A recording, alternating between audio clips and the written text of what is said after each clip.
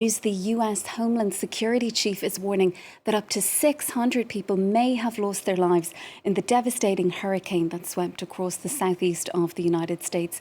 At least 119 people are known to have died across 6 states.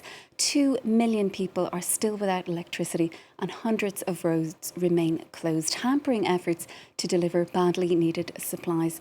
Well, as emergency responders race to try to reach those who are still missing, President Joe Biden said federal help would continue for the victims of the storm for as long as it took. Let's hear from the US Homeland Security Chief. The current data we have is that it looks like there could be as many as 600 lost lives, but we don't have any confirmation of that. We know there are 600 who are either lost or unaccounted for. Well, for more, let's cross live now to our Washington correspondent, Fraser Jackson. Fraser, firstly, if this is confirmed, it's potentially a staggering death toll following this hurricane in the US. What is the latest? What have you been hearing? Yeah, well, we know that currently at least well over 100 people have lost their lives from this storm and hurricane, which slammed into the Big Bend area of Florida before making its way through the southeast of the United States. We heard there from the Homeland Security advisor, Liz Sherwood-Randall, who said that there are about 600 people unaccounted for. And of course, that then raises the question of how many of those will likely have died in the storm and in this hurricane. But it must be said with the caveat that that 600 doesn't mean that they are all dead. It just means that there are 600 who are currently unaccounted for and their whereabouts currently unknown. She was keen to point that out. Well, this storm, Helene, smashed into the Big Bend area of Florida in the Panhandle late on Thursday evening as a Category 4 storm. It rapidly came up from a Category 3 just in about 12 hours before it made landfall, before it then swept across the southeastern portion of the United States, hitting Georgia, South Carolina, North Carolina, even parts of Virginia as well.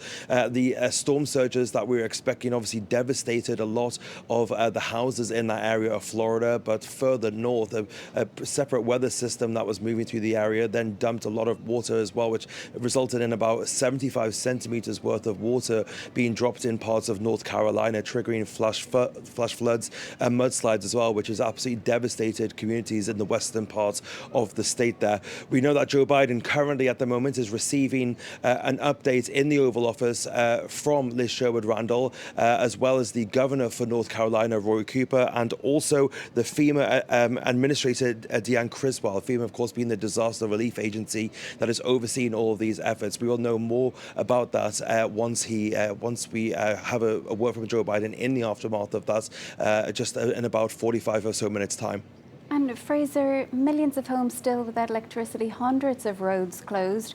What more do we know about what's actually happening in terms of the dozens of search and rescue operations still ongoing across those states?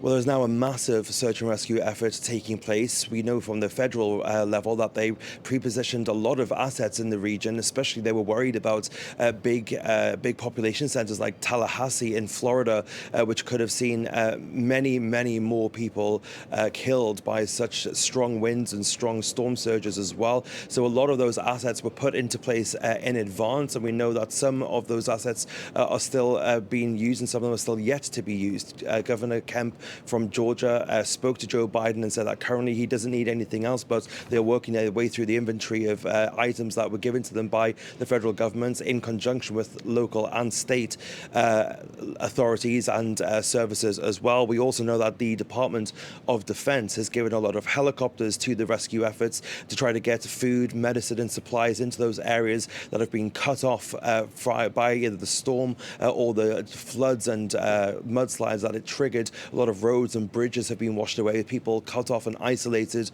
with many of them now in the dark as well. Over 2 million people without power in that area. The National Guard has also been triggered. Just in North Carolina alone, there are 8 different states whose National Guards are operating in that area. So it is a massive, mammoth effort, and the rescue efforts continue. Fraser, thank you so much for that. That is our correspondent in Washington, Fraser Jackson.